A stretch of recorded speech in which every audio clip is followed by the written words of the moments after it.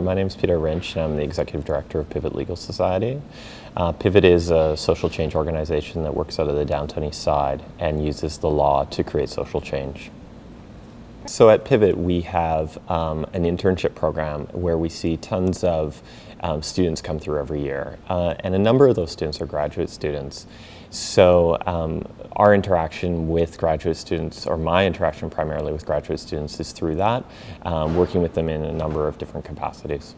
I have an undergraduate degree in Russian history and Zen Buddhism from McGill University and a graduate degree in Russian history from the University of Toronto. When I was a graduate student, I was really focused on a career in academia. In fact, I didn't really have much of a sense of other careers. And I think that the best advice I can give graduate students when they're sort of approaching the end of their studies is to realize that there is a wide landscape of other careers. I work in nonprofit. When I was a graduate student, I had no concept that what nonprofit was. Nonprofits, as in part of industry, need graduate students, need people who can think through complex problems, who know how to work hard, know how to write, know how to do public speaking. There's tons of work in nonprofits for graduate students, and I think that that's just one industry that I know a lot about. I imagine that across sectors there's tons of work for graduate students. The dichotomy between academia and industry, there are a lot of jobs in industry, and academia is a great job too. It's highly competitive, and there's not tons of positions. So I think that my biggest piece of advice is to just know the field and think about things you're passionate about. Over the years, we've had a number of graduate students come into Pivot and really apply their knowledge and their program to our work, and I think that that's a really key thing. Again, I think it's kind of about what you're passionate about. Follow that.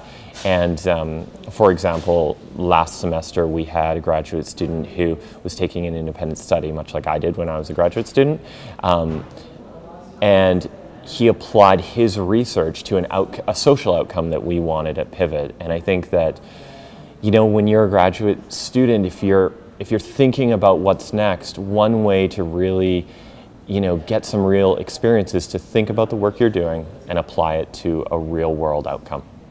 I had been away from Vancouver for 10 years doing graduate work and a number of other things, and I came back to Vancouver and I was like, how am I going to find a job? And I did all the regular things, like I built a pretty good resume, and I had some ideas about where I wanted to work, and I started sending out my resume, and I didn't get tons back. And I really sort of went through this place where I was like, what am I doing wrong? And what I sort of came to, and since then I've refined this thinking, is that I think that people who are looking to make connections as part of a job search in Vancouver, and more generally outside of Vancouver, should think about what they're passionate about.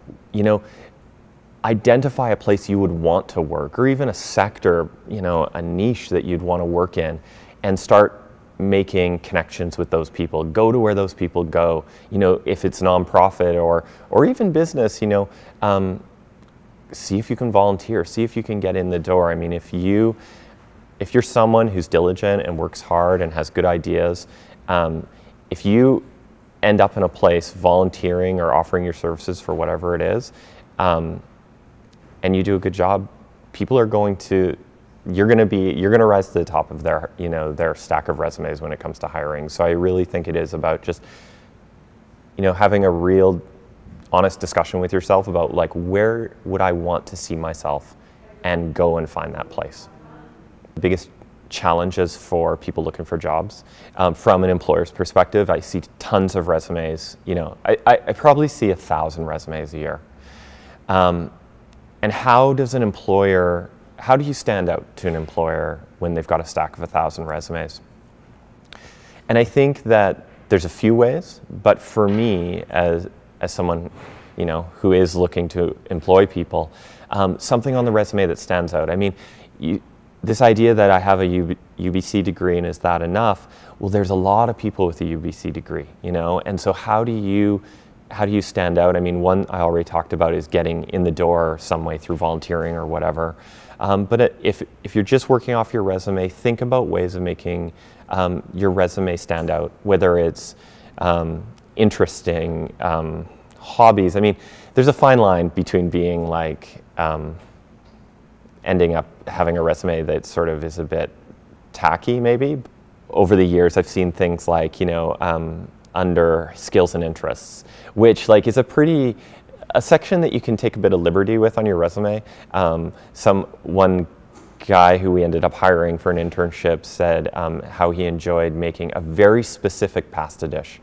For me, you know, he just ended up on the top of the pile. It's a bit ridiculous, but he had all the other things that everyone else had. I mean, we're dealing with, you know, comparing apples to apples, and he just happened to have an extra thing. Vancouver is a small town and people are connected in sectors, and so if you have experience volunteering or even contract experience or a very small amount of experience in an organization or a company that's very similar to the one you're applying at, and a good reference coming out of there, it's probably going to pay off for you. One of the things I wanted to say just around like applying your graduate work to employment is sometimes that takes a while. So I was mentioning to you that I've been at Pivot for 8 years. I started in a really operational role, and really for me it was a great job even at that time, but I didn't really see a connection between my graduate work, which was in Soviet history, and the study of propaganda and all of these things. And so anyways, I got a job at Pivot. I was like a much younger man, and I started an operational role and you know, did that for a couple of years, and then I got into a development role. And about halfway through that role, which was about like 4 or 5 years in, I started to realize that I was using a lot of the same skills that I had been studying or using in grad school. Students see their degree as part of a larger society, larger picture, whatever that is. I think that when you're a graduate student, you know, for me, when I was a graduate student, it was a very luxurious time, actually. I was indulging a very strong passion. I was studying things I loved.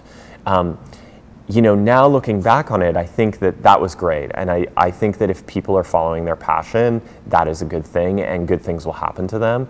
But I think that, you know, for me, I probably could have used a little real world influence into my studies. You know, when students are leaving their graduate work, one of the key things they should be thinking about, and during their graduate work, is just that real world applicability. You know, when I was a graduate student, it was a luxurious time for me. Like, I was indulging a passion. It was something I loved. I was, you know, I had great profs and great resources at the University of Toronto. But I think, thinking back on it now, I think I could have used a little bit more real world connection with my graduate studies. And I think that doing so as a graduate student ensures you better success when looking for a job. And so I think that graduate students should be thinking about the way that their work at school can be applied to the real world, and really thinking broader about it. I mean, you know, and again, it kind of comes down to, what are you passionate about? Where do you want to see yourself in 5 years? And what can you imagine, where can you imagine working? And I think that as long as you keep those things in mind and sort of know the field and sort of make connections in the field, I think you have a much better chance of finding the job you want. And there's a lot of ways you can do that. I think that social networks, obviously, finding people who maybe are a few years ahead and get a sense of what they've done and what they enjoyed, and connecting with them. And then also just, again, imagining where you'd want to work and reaching out to those places and those sectors.